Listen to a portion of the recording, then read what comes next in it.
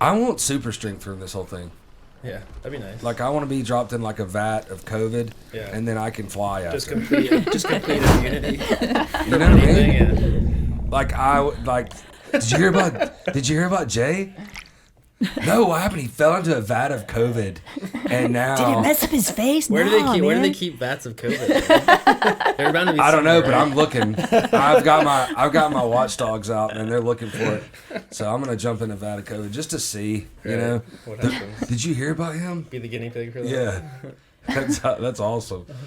So we got Lara and Ethan from not the first door, not the second door, but the third door.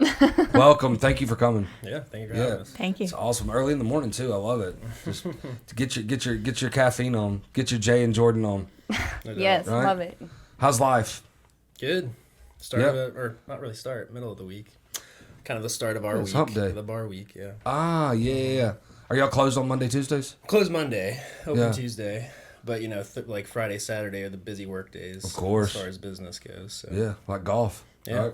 Yeah, for sure. I guess. For sure. Where are you guys from? Let's start with you, Ethan. So I grew up in Georgia. I've lived kind of all over. Went to school in Wisconsin, spent some time in Texas, but I went to high school in Kennesaw. Yeah. So this is home more than anywhere else. Back to home. Mm-hmm. Yep. Same journey. Really, I lived a lot of other places and then moved back. So. Yeah. What about you, Lara? Same deal. I was born in Birmingham, grew up here, and then I went to school in Los Angeles and stayed out there for 13 years and then came back. La La Land. People are disappearing from that place right now, huh? There's only so Moving much out in droves, traffic man. you can handle. Nah, I think it's the shutdown. Like, people are like, Yeah. no, man, I got to move. Yeah. Mass And when you can do exodus. your work from anywhere, Yeah, for sure. Never leave live the house. where you want. Well, a lot of industries are going to change because of that. I mean, you got empty places in all these corporate areas that we're in that they're never going to get filled unless it's a medical place that comes in. So if you want some cheap rental real estate and commercial, I'm sure it's coming up. Yeah. Because those things the people are like, oh, I can work from home. I can work in my underwear all day. Right. You know what I mean? Yeah. That's crazy how many jobs are going to stay remote. Yeah. So tell me what you thought right when they shut it down in the business that y'all are in. I mean, I think there was like mass panic for sure. You know, it's funny because I was invited to Mexico with a tequila company, and I flew out there like March 3rd of 2020. Great. And it was with a bunch of bartenders and bar managers, But March 3rd, we were like, eh. Yeah, well, that's what's like kind of funny about it because we were all like, ha ha ha, COVID, and then we all went back, and a week later, none of us had jobs. Yeah. So That's what it is. That's what exactly. Because everybody was like, whatever. Right. I mean, this So is you gonna didn't be the get same stuck thing in as Mexico. No, like I 'Cause mean, I know a lot but of by people like a that week. happened. Yeah, like by like a week. I mean, it was only like a 48-hour trip, but it really was like everyone was like, COVID, ha ha ha, and then we all went back and. I mean, I think it was the 10th that everything got shut down in Georgia. So it was literally like a week later after I got back. But yeah, I mean, it was panic. You know, I was working at a place on the square. I wasn't with Ted and Lara yet, but yeah, it was scary for a while there for sure. That whole industry was just paralyzed. Yeah, for sure. Well, it just came to a screeching halt, Mm-hmm. and especially like. You know, even from the top down, like no one really knew what to tell anyone. And so like I was in management, but the owners of the company didn't really know what to tell me. I didn't know what to tell my staff. All we could really say is like, hey, we're all in it together. And like this is affecting a lot of people. So like something's going to happen. We just kind of have to like bide our time and wait. And you're the GM. GM, yeah. So my title is bar manager at the third door, but mainly just because we're a bar. Laura is my direct report. She's the owner operator, so we don't have another manager. I'm as far as like on the ground in the building. I'm Right, grinding it out. Yeah. with the people. for sure. Yeah, Hey, how's my people doing? exactly. Yeah. yeah. You report back to Lara, and she tells you how. That's the connection, right? That's right. That's awesome. I see us as a partnership. Yeah. Well, you That's should. good. You should. Yeah, That's how you definitely. keep people. For sure. For sure. Is treat them like a partner. Yeah. Absolutely. So what was your first in like late April? Because we went to the last. I took all my sales guys, or two of my sales guys, and we were with like another sales team too that we partner up with, and we were at the last Hawks game, and me and it's really one of my mentors that he owns a payroll company now, and we were there, and he's like, how long do you think it's going to last? I was like, a few months. It's going to be worse than the other things, I think. And he's like, no way. We'll be back to work in a week or whatever. So we were both wrong. Right. You know, we were both wrong. I was like, man, it's a little more serious. And the reason I thought is because it was big in Italy, and that just, Yeah. you know, everybody vacates in Italy. So it's like it goes across to the corners of the earth then. So I was like, it's going to be, you know, not as bad as, or it's going to be worse than we've seen, but not that bad. But, you know, a year and a half later, we're, you know, still kind of in it. But no mask now, right? That passed, last week? Mm-hmm. No mask in the restaurants and the bars. Yep. That's cool. Yeah. I can see you smile. Right. Or frown. No. I mean, it's one of those things where it's like... I see you. You're mad now. we talked about it last week because it happened on Friday, which again is like the thick of our week. And so we were going back and forth about it and then just kind of decided like, well, let's wait till next week. Like we'll make a call just because everyone does feel differently about it, especially not even just the public, but the staff. Right. And so you want to make sure we had like a kind of like uniformed front as far as like our position on it and how people could handle it going forward. And well, I think it's really, and I always thought this is whatever you feel comfortable. Yeah. You know, totally. If you want to wear a mask, wear a mask. If you don't. But look, if you're afraid of other people wearing masks and you're wearing a mask, then you need to stay at home. Sure, man. yeah, absolutely. Well, that's part of it too. Is like at some point it's a matter of personal responsibility. So. Sure, I always wore them because I wanted to make other people feel comfortable. I didn't want to, start a riot in Publix over a gallon of milk. Be the gallon of milk. Right, be the Karen on the Kroger video that's like it. throwing stuff out of her cart because someone told that. For like second week though, I was watching like all these Sam's and Costco fights over water and stuff, and I'm like, get out of here, man. That is too much. Mm-hmm. That's too much. But that's Georgia for you too. Like we do that if we get like a snow warning, like all the bread and water's off the shelves. So of course, and the toilet paper. Yeah. That was the big thing. A year ago, we were looking at pictures of what kind of plants you can use because you can't get toilet paper anywhere. Yeah, I got a lot of old shirts. I could take my shirts and I could cut them in a million different ways. Yeah, that was wild though. It literally was. There was a TP shortage for like big time. Oh yeah, I tried to get it on Amazon and I think it was $40 for like a 20 pack because I couldn't find it anywhere. But then I put it in my cart, went to go buy it, and it was sold out. Mm-hmm. You think women learned how to drip dry better? Yes. You think they did? I'm no sure. Toilet paper on the number ones. It's not really Shake a learned. It It's a skill more than just a learned thing. It is a skill, right? It can be a skill. Yeah. I think anybody can be a skill. If you grow up camping, those are That's some That's the skills. first thing I thought of: camping or out riding trails or something. Only use toilet paper on 2, no 1. That's how you conserve Pandemic it. rules, I think so. I was watching one of those old Pawn Stars the other day, and they had one of them came in with a sign. It was like do's and don'ts of wartime, and it was like don't buy new clothes, and it went all this. We should make up pandemic rules for sure, and just be ridiculous, funny ones. Yeah. Sure. Only wipe on 2. Only wipe on 2. Rule number 1. Yeah, exactly. Only wipe on 2. So when did you start the business? So we opened in August of last year. Okay. And we were in construction for a year. So we were in mid-construction when all this COVID stuff went down. So in a way, there have been blessings for us, I'd say. We had some design changes that were the result of COVID. We were, my husband and I, business partner and I, were sitting out front. And it must have been... Your partner? My partner. Your partner. My partner at home and partner in business. That's right. We were sitting out front enjoying a glass of wine. This was probably 2 months before we opened. And it was right when everybody was focusing on that 6 feet of distance. And we noticed that these flower planters we had out front that we had there to separate the patio space from the sidewalk space. Mm-hmm. It's like, hey, wait a minute, those suckers are exactly 7 feet apart. And it started as a joke. We went, we could have these friends down the street at that flower planter, and then the next friends at the next one. We could have our own social distance, bring your own wine party. And then we went, wait a second, those would make cool seating. And so we added countertop rails to each of them. That's right. And bar stools. And now those are my favorite seats in the house. You sit right there on the sidewalk, watch the traffic go by, listen to the music. So that's kind of like a COVID thing that we didn't see and the coming. construction and it looks process great. For some is exciting. To me, would be awful. Like the construction, like to me, the construction part would be bad, but my wife would love it. Like she would dig it. You know, all the things. I'm like, God. And most restaurants, like all the planning. Just the designing, the planning, all that. And It's I'm a like, billion decisions. it's a ton of them, and Georgia doesn't make it easy on all the CO, and you got to get this guy in before you got to get this guy. You got to get this guy before you get this guy. Hey, call ATF. They've got to check your beer lines, and then.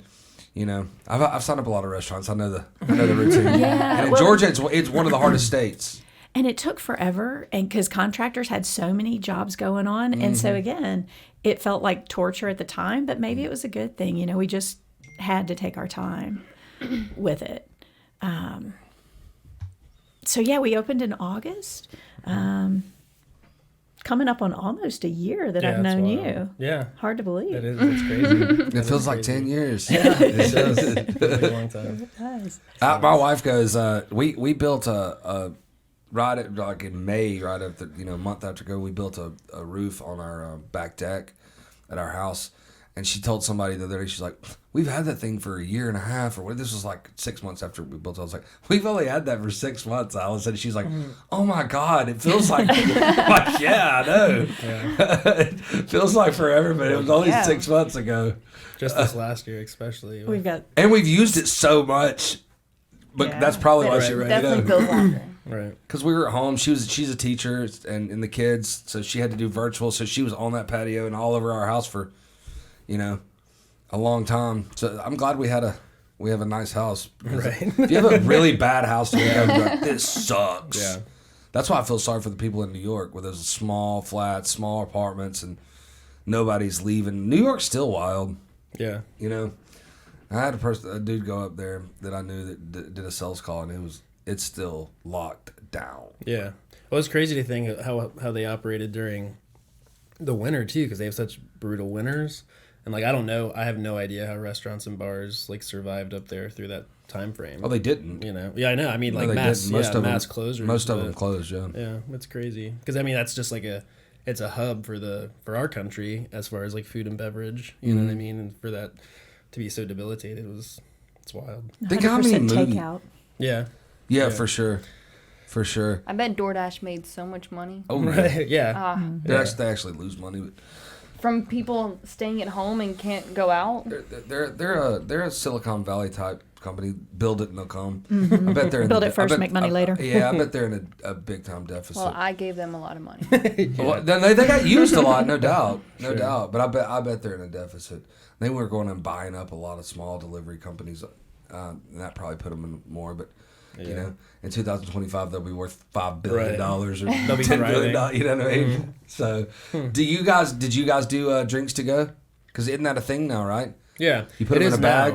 I mean, when we opened, that wasn't a thing. Marietta, for whatever reason, and Lara can probably speak to this more than I can, but was real hesitant compared to a lot of the other small cities, like downtown areas, like around us. Yeah. I mean, Smyrna's been doing it for a long time. Even Kennesaw does it, and they have a much smaller like downtown center. Mm-hmm. But Woodstock, I think, is the one that's like more booming and known for doing it. But that just started a couple months ago. Yeah, 4 or 5 months ago. It wasn't that long ago, but people were turning a blind eye to it. It's like they didn't write a law about it, but Ackworth was like, "Do it." Yeah, yeah. Like, well, that's what I mean. Do it. We're not going to say anything. Yeah, as soon as the pandemic, as soon as people reopened after the pandemic or after the shutdown. Like in July of last year, I know there was places, like I heard about restaurants down in Decatur that were doing that, and then were getting their alcohol license suspended and things like that. So there was still like this, can we do this? Let's try it. Let's ask permission. Let's ask forgiveness. You know what I mean? If a government shut down any business trying to make money during the pandemic, bad press. Oh my God. Like, get out of here. Now, I mean, let's talk about it. Frankly, to-go drinks are crazy because you pass 15 stores that you can go buy the whole bottle. You know what I mean? You're there. You're at the third door for the atmosphere and the music and the camaraderie and talking to people. And I mean, that's what you're there for. And I go to a lot of bars and a lot of restaurants for that. I want to be catered to. Sure. I don't want to make my own drinks. What are you, crazy? Right. But yeah, it's like we've done it.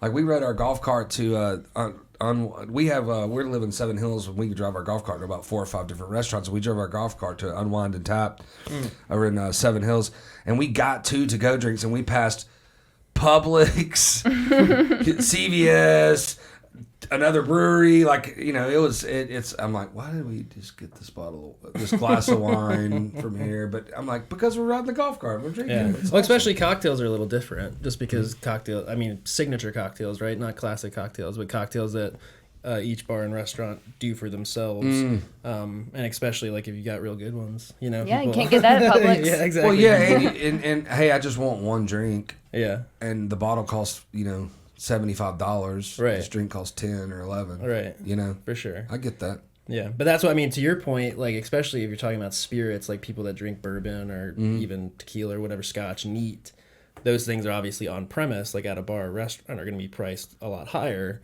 As they should be. But It's yeah, business. for sure. But it's like, you know, people are willing to pay that and drink it in the space because they want to be in the space. You know what I Or mean? they Of want course. to try something that they don't want to have a whole bottle of. Yeah, for sure. Try something different. For sure. Of course. Yeah, the specialty drinks. What y'all specialty drink? What's the biggest seller? The biggest seller. Well, so we have a cocktail on the menu called the Inner Demons that's been on since open. And What a typically, good name. Yeah. Typically, I mean, the menu changes like seasonally, but it's pretty much, it's like a yearly, or it's kind of like a universal drink that kind of makes sense in cold weather and still makes sense in hot weather. But it's also a kind of a strange cocktail because it's an Amaro Mezcal cocktail, which are 2 things that kind of scare people. You know, like what is Amaro? And I know I don't like Mezcal, or I don't know what Mezcal is. But it's a shake and drink. It's served up. So it's kind of like a riff on a Mezcal margarita, but it's got mango, tamarind, and lime in it. So With it's the tart. worm? Yeah, with the worm. Yeah, garnished with fresh worm. But it's like tart, tangy, but still like kind of smoky and bitter. And so it's like a really interesting drink. And I had actually, it's kind of a labor of love because I'd been working on that drink for a long time. Well before I started at the Third Door, and I never had kind of dialed it in and never put it on a menu. But I had figured it out and put it on the opening menu, and it just like took off, which was shocking to me. Not only because it's more of a cocktail that maybe in like a larger market you would think people would get it if they know Mezcal better, or they know Amaro better, but people just loved it. So, and it stayed on the menu. It's one I probably won't take off for a while, just because we have people that are like, "Can I buy the syrup?" and like, they really love it. Bottle it up. Yeah. One of my favorites, I think it's the Aim High. It's Yeah. I don't. It's a whiskey. There's whiskey in it. That's all I know. Yeah, no, it's a But bourbon cocktail. it's my favorite because the top it's garnished with a lemon slice. A dehydrated lemon wheel. Oh, it's so good. It's like candy. Yeah. And so whoever the really tall guy that works there, Cody, he the explained to pretty me how one. to make it. He's wearing a mask. You I still couldn't see don't his know. Oh face. yeah. No, Cody's are gorgeous, like tall, handsome. Yeah, should be on like an eHarmony commercial. Yeah. We could do He's a already calendar he's already of the Third Door he's, staff. he's already blessed enough. He doesn't need to fall in a vat of COVID. Yeah, no. There's times where I'm like, Cody, like, don't look at me in the eye. Yeah, that's it. Turn around. Turn around. No, but it's garnished with a dehydrated lemon wheel that we actually we top with maple brown sugar oats, and then we dehydrate it, so it's a little fragrant. It's pretty to look at. Oh, it's amazing. Yeah, I eat it every time. Good. So recommend that for sure. It's a good one. That's a new one too, and it's like it's very seasonal. It's strawberries are just coming into season. It's got a strawberry syrup, and Nice. it's another one that's shaken, so it's like tart and refreshing and crisp and crushable. It's one of the ones. That What time is it? Be careful. You know, it's like 5 o'clock somewhere. people talk about getting hungry when people talk about food. I'm like, damn, I want a drink. I offered them awesome. a beer. Showed me a beer fridge. You drink all the beer. No. Yes. What You beer clearly- do y'all Maybe. stock here? I go and All do mix kinds. and mash Oh, yeah. at the Publix. There's always and different ones in bring there. a bunch of them. And we have, on Thursdays, we do Soup Sandwich, which is our entertainment one. And we do a lot of bands. I have a good friend that's a promoter, rapping promoter, and he brings in all his, young talent. And Cool. And we have a good time here. And, Nice. Crack the it's- brews. Yeah, for sure. Tell me about the music at y'all's place. Yeah, Y'all do it every day, every Wednesday through Sunday? So right now we do it Thursday, Friday, Saturday. Okay. We had started it. And Lara can speak to this too, but I think when we opened, the idea was to be as much a cocktail bar or as much a live music venue as a cocktail bar. Mm-hmm. And then we opened in August, so things were still very spaced out, masked up. And then we were rolling into wintertime, and about half of our seating is outside, and you always run the risk opening a spot with so much seating outside becoming seasonal. And so we were really intentional about doing things to make sure we sustained business through like cold months. Like we did a Christmas themed pop-up for all of December, which was really exciting, and people really enjoyed. And then we did like a little Marietta bartenders competition to actually kick that off in December. Oh, fun. Yeah, and so we called it Not a Hot Toddy, and the challenge for the bartenders was to make a drink that was warming in some way. But it was basically like... But not hot. Yeah, but not hot. But so it was basically like, come sit on the patio and like bundle up. A lot of golden grain. So it was like, it's like this is golden grain and water. So it was December 2nd. We were like, we're going to pack out the patio for a night, because we typically wouldn't. So all that to say, we started with music, doing it Friday and Saturdays when we first opened, but pretty quickly it just didn't make sense to do it much longer past November. So we kind of shelved live music until March, when we could kind of trust the weather more. Just because it makes more sense that both the inside seating is in an old garage, and so we're able to open the doors, and the inside and the outside can enjoy the music, and we keep the performers. You got a website on the patio? Yeah, pull it up. Tristan. So when your partner, y'all were talking about opening this, what was the idea? Like, what was like, hey, let's open a bar? Did you just look at him and say that? So it's actually a Or is pretty it 20 long 20 and convoluted story. 20-year that I'll try story? to It's a great make story, though. as concise 20-year as story. possible. Yeah. Well, so when we came in, we were chatting about music festivals. My partner and I are music festival nuts, and we went to one about 10 years ago when we really got hooked, and we realized that people in their 40s don't need to be sleeping on the ground. So the next time we went to a music festival, we had a camper. We came to this from architecture, and we love old things. We love giving just any kind of old things new life, make them what they like dream of being now. Sure. And we've renovated a few houses together, that kind of thing. And we love New Orleans. We hope to retire there. We have a house there that's like our investment. Cool. And we spend time down in New Orleans. So we love the New Orleans vibe. We love music. We love funky old things. So we had this old trailer. Well, I was back in grad school. And, because we're both looking for what's next. We're, we want midlife career change kind of thing. And so he comes to me and says, hey, I found this camper company out of California who don't have a huge sales presence. I want to sell these campers. Is that cool? Yeah, go for it. Sure. So he starts. So the first step was we're the Southeast reps for Happier Camper, which is a new fiberglass travel trailer out of California. So anybody in the Southeast who buys one of those comes through us. Because we've done weird retail, we go, hey, wait, these things would make really neat traveling sales vehicles. So we transform one of those into this. And the first gig it has is it's Santa's sleigh at Ponce City Market. And then it gives out chips and salsa at the Super Bowl for Tostitos. And then we discovered that there's this whole industry of mobile bars where people are taking all kinds of travel trailers and turning them into mobile bars. Of course, and there's a lot of them at all the tailgating, the Falcons games and all that. Yeah. They do that. Yeah, I've seen them. They're really nice. Yeah. Yeah. So we got fired up into that. Meanwhile, I'm out of school and was looking for a job, and then this evolved into my job. I started taking on more and more of it and loving it. So now we have 4 travel trailers also that are mobile bars, and even that wasn't quite it. Like we knew there was more. We knew that we needed something else, and these things needed more of a presence than just a weekend every now and then for weddings and corporate events and that kind of thing. And you're just renting them out. We were renting them out. And so we said, well, what if we had a home? And and we start dreaming, we start riffing like, oh yeah, it's a travel trailer showroom, but really it's a speakeasy. That's right. And so we really do have, I say, it's the world's only travel trailer showroom speakeasy. It's a mouthful. What is it? So The third door sounds a lot better. Yeah, it does. But we can come up with an acronym on that. We'll just have to think about it. So yeah, we've got a couple of campers then on the premises. We've got one that's a bar that we serve out of on the weekends, and then the other one you can reserve and sit in as your own little private lounge. And so Nice. some music and a New Orleans vibe and travel trailers were the inspiration. Do you have any food at all? Light food or Chips. We do. We have right now usually Zapp's chips, but any kind of really tasty chips. But Ethan can also give us a little slant on what's to come. Yeah. So I mean, right now we just do this big barrel of like kind of artisanal chips that are kind of meant to be like our version of, complimentary bar snacks, like the bar nuts at the dive bar, but obviously a little more elevated and thoughtful. But we're also talking with, I don't know if you guys know Henri's. They're a bakery they just have a location in the Marietta Square Market, opened recently, but they've been around in Buckhead for like 90 years. And they do, really well-made like deli sandwiches and pastries.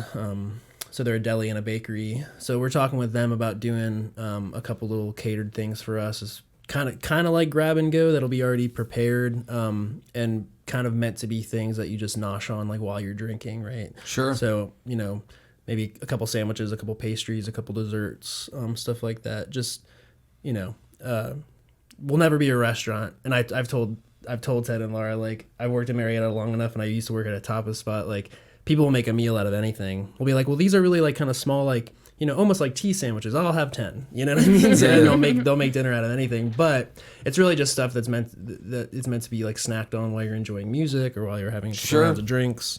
And so that's the plan in the next, pretty soon here, in the next few weeks, we'll have kind of a small little catered, tailored down food menu. Awesome. That's exciting. Yeah, for sure. So you do the live music Thursday, Friday, Saturday. How long is there two bands a night? Is there one band a night? How long do they play? So right now it's just like one performer a night. The set is from 8 to 10:30. Sometimes they'll take a break from 9 to 9:30. We give them that option just because 2.5 hours is like a long time to play. Yeah. Some of them enjoy playing that long, but we give them the option to take like a little intermission from 9 to 9:30. But that's another thing. Again, we're going on a year. We've just been doing music like full time for a little over a month, going on 2 months.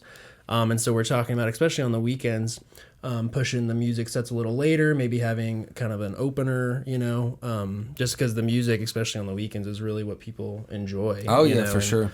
We definitely want to build that side of I the enjoy them business. equally, the cocktails and the music. It's equal. For sure. I would come to your place just to drink. Well, it's funny, too, but because it's just icing on the cake with a band. Yeah, and like we have really diverse performers, and that's what the whole idea is, that we don't want to be a bar with like background live music, like the guy on the iPad playing the covers and sure, with his one guitar, and it's like, oh yeah, like that's essentially just having like BGM.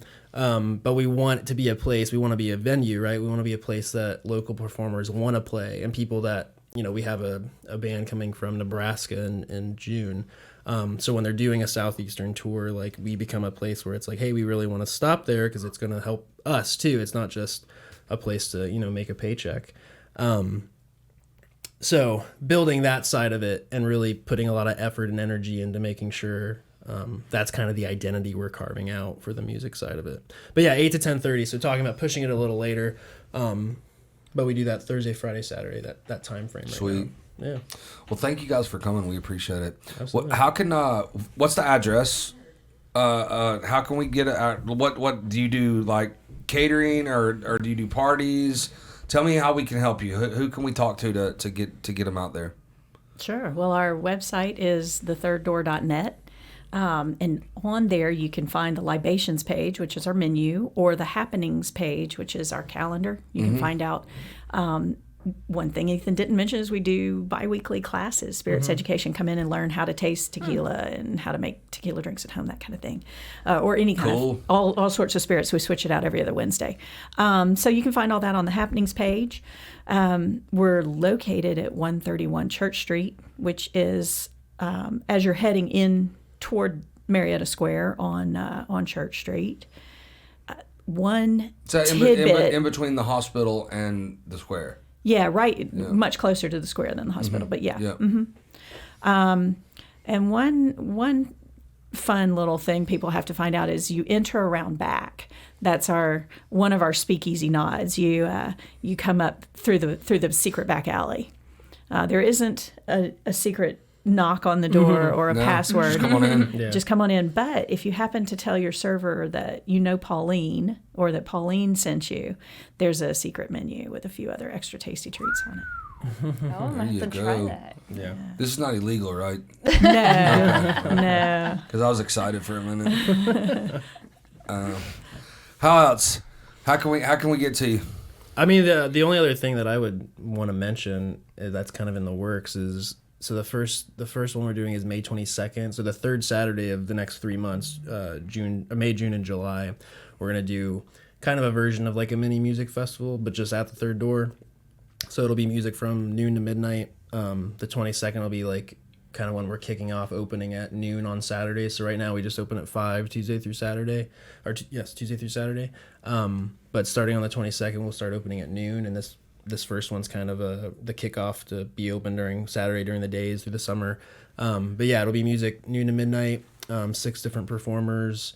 Cathead, which is actually a vodka distillery out of Jackson, Mississippi, is helping sponsor it. They're big into supporting live music. They have support live music on their bottle, and so that'll be a really fun event.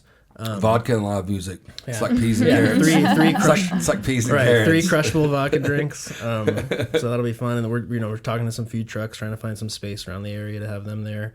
Just because, I think we're still probably a long ways away from some of that stuff happening on larger scales, or maybe not a long ways away, but still just not happening super soon. And so it's kind of with the same mindset of, bartender competitions or national or international. They're really big events, and so they are. We did one in December that was local, and so we're trying to think of things. Keep doing that, man. Yeah, we're trying. I've been to a few of those, and they're always a lot of fun. Yeah, it was. There was a Guinness pouring one that was all of Atlanta, nice. And my friend he won it like 2 or 3 years in a row back in the day, and it was always packed every year. I mean, and it was fun. Yeah, it's fun. There's one Sounds called like Dak Off that they've done for a long time. Dak Prescott? No, like killer reference. Yeah. No, so classic daiquiris are just rum, lime, and sugar. They're really easy to make, really quick to make. But they've been doing it a long time in Atlanta. I don't know who sponsors it, but it's basically the competition is you have to make Bacardi, 2. probably. Maybe you have to make 2 as fast as you can. 1 is judged, so you make 2, and then the bartender drinks it as fast as they can, and the other one's judged. So I've talked with some friends that know about that, about maybe hosting one of those at the third door eventually. But it's just doing things that, are typically done on larger scales on a smaller, local community type thing. We've talked about doing some small seminars for the industry community on the square with different producers and stuff like that. But the big thing coming up is on May 22nd will be kind of that all-day music event. Awesome. Fun. I can't wait. Yeah. It's going to be fun. Thank you guys for coming. I appreciate y'all coming in. Yeah. Thanks for having us. Absolutely. You guys be kind to each other out there.